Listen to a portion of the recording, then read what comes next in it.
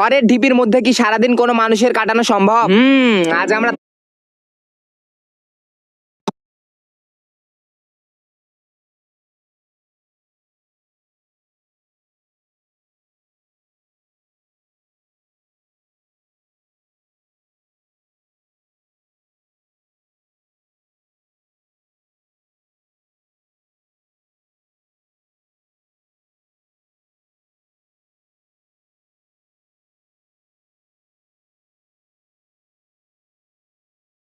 খড়ের ঢিপির মধ্যে কি সারাদিন কোনো মানুষের কাটানো সম্ভব?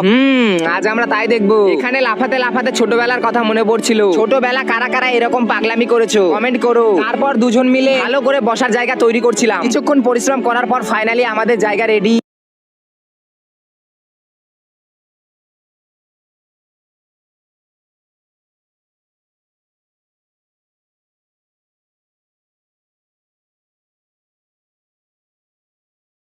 খড়ের ঢিপির মধ্যে সারাদিন কোনো মানুষের কাটানো সম্ভব? আজ আমরা তাই খড়ের ঢিপির মধ্যে